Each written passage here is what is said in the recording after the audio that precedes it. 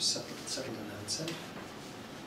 Chairman, top of the morning to you, ladies and gentlemen, is a salutation associated with the Irish nation, as I'm sure you are all very well aware. Spoken with gusto and spirit, I feel it has a certain earthy feel to it. Now let me conjure up an image for you, if I may. Two men. It's early. There's fields to be tilled. There's animals to be fed. The early morning dew is still clinging to the clean, green grass. The first man salutes the other. Top of the morning to you! The response is, and the rest of the day to you. It's sincere, do you think? Honest. It means well. It's rugged and it's gruff and it's warm in equal measure. It bids you good day as the sun is rising and sets you on your way.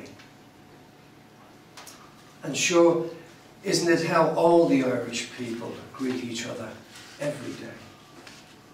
But be warned, it's a fake, it's a charlatan, it's a wolf in sheep's clothing. It's a grave, grave misconception. Top of the morning to you is what's known as, and I have to check the pronunciation here, an Irishism.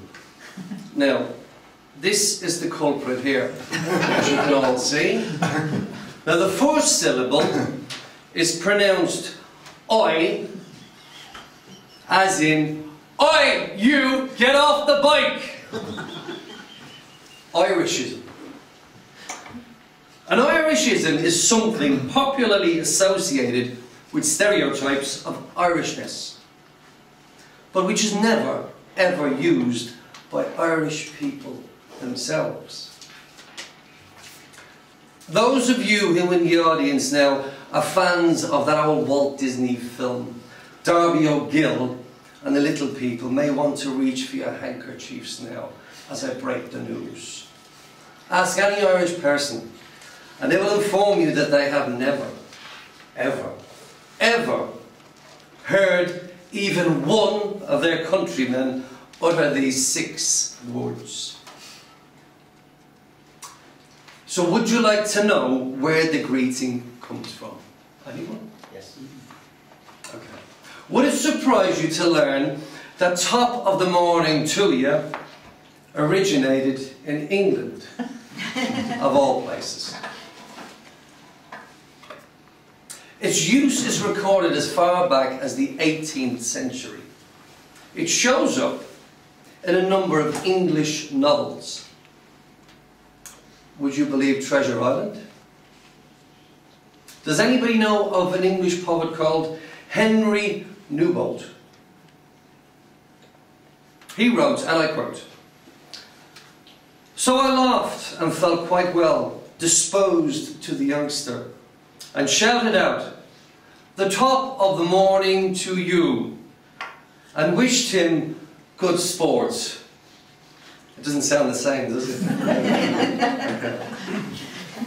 Top of the morning to you started to recede in the early 20th century. I'm not making this up. And became almost extinct until the phrase entered, heaven forbid, the American consciousness via the famous, and I don't remember this, but maybe some of you do, the Lucky Charms Leprechaun TV adverts of the early 1960s. Ring a bell? Okay. From whence top of the morning to you and Irishness were married forever. The Americans, the Irish Americans, love the image of the Irishman as depicted in films like The Quiet Man, John Wayne. Living off the land, gruff, tough, hard drinking, any excuse for a song and a dance. shillelagh in one hand and a fiddle in the other, until it all ends in an unholy row with grown men beating the living daylights out of each other. Another misconception. And to think our own St. Brendan discovered the Americas in the 6th century. Did you know that? Another misconception, ladies and gentlemen, it wasn't Columbus. Don't believe the Italians. St. Brendan got there almost 900 years earlier. And I have that on good authority. But these misconceptions, we don't let them get us down. We can see the funny side of life. We cherish our wits, we cherish our humour. We can, on occasions, I will agree, wield our language like a sword. But most often it's directed at ourselves. We like a drink. But we're not the worst. Ladies and gentlemen, this is another misconception, and I have the proof right here. After diligent and painstaking research, I have unearthed the #1 country in the world, no less, for alcohol consumption. Do you all look like well-travelled people?